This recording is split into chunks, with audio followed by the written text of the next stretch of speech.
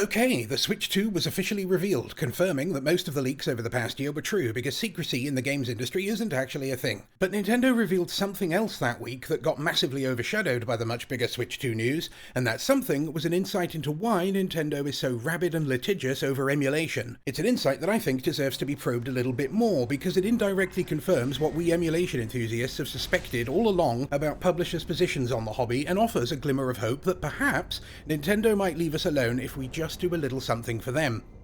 Don't emulate the Switch 2. I'm going to take a look at this article on Go Nintendo. Nintendo's lawyer explains why the company is relentless in their battle against emulators. Thanks to some commentary from someone working for Nintendo, we now have insight into why the company fights tooth and nail against emulation. Koji Nishiura is the patent attorney and deputy general manager of Nintendo's intellectual property department. Mr. Nishiura spoke at the Tokyo Esports Festa 2025 in a panel hosted by Japan's Association of Copyright for Computer Software titled The Importance of Intellectual Property Rights in the Games Industry. It's here that Nishiura gave new insight into Nintendo's battle against emulators. To begin with, are emulators illegal or not? This is a point often debated. While you can't immediately claim that an emulator is illegal in itself, it can become illegal depending on how it's used. Direct quote from Koji Nishiura. Nishiura offered up instances where an emulator can wade into illegal territory depending on the region. If the emulator copies a program belonging to the game device, so think BIOS files, things like that. If the emulator has a function that disables security mechanisms such as encryption, such as with the Switch emulators that decrypted those ROMs. If an emulator contains links to sources where you can download pirated games. I can think of one emulator that was shut down in the past year that ticked all three of those things. Nishiura said that Nintendo's emulation battles in the United States and other areas mostly pertain to the second point above, when mechanisms disabled Nintendo's technical protection measures. Nishiura went on to say that emulators allowing for the play of illegal ROMs creates a problem for Nintendo and their third-party partners as well. This is why Nintendo is so resolute in their legal efforts. I'm going to read between the lines here. Nintendo is not okay with emulation, we know this. They didn't want Dolphin on Steam, remember? But they didn't go after it to get it killed off altogether either. After that little incident, Dolphin has been left alone and continues to do amazing things on the emulation and preservation front. Nintendo knows we emulation enjoyers exist and are fully aware we're mainly older folks that want to be able to play the games we grew up with and still enjoy. They'd of course prefer we subscribe to Switch Online and only play on the platforms and devices they approve, but they also know emulation is a niche hobby whose enthusiasts have to have a pretty good amount of tech savviness in order to get all these different programs, emulators, front ends and so on working together harmoniously for a good gaming experience. Normie casual consumers aren't even remotely interested in learning how to configure and set up all these disparate things, they just want to turn on their console and play.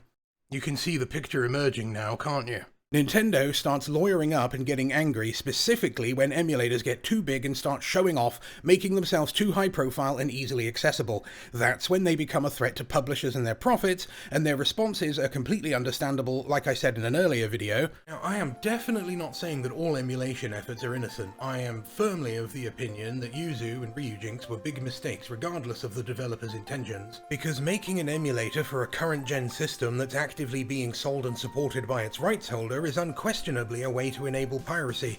In fact, it provably was used for piracy, and that fact has poked the Nintendo bear and hurt our entire case.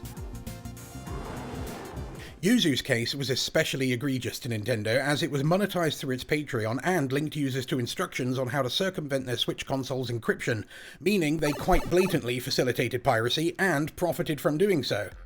We can see confirmed right here in the Switch 2 reveal trailer, it's gonna be backwards compatible with both physical and digital Switch games. So the sudden irresistible offer from Nintendo that caused Ryujinx to vanish overnight a few months ago suddenly makes a lot more sense too. These emulators would have undoubtedly been able to run Switch 2 games right out of the gate had their development been allowed to continue, and there's no way that wouldn't have been abused big time by actual pirates who want to play Nintendo's newest games without paying for them. So this short video is a simple plea from one retro emulation enthusiast to another. If you're thinking of emulating the Switch 2 the moment it's out, please reconsider. I know I'm peeing into the wind with this, someone's bound to try, but the fact is we got lucky with Yuzu and Ryujinx taking their L's on our behalf. If someone does it again with the Switch 2, it's probably going to make Nintendo go Super Saiyan on the entire community. It was a blessing that Yuzu was able to settle out of court. Had the case proceeded with the way judges are constantly siding with the suits and corpos over gamers, we very well could have ended up with emulators being made illegal across the board. The stigma around emulation won't go away until we as a community can prove consistently that we aren't interested in pirating current games from active platforms, only in emulating old games from discontinued ones. So if you want to play Switch 2 games, please, just buy a Switch 2. Until next time, you were the Retro Rebellion.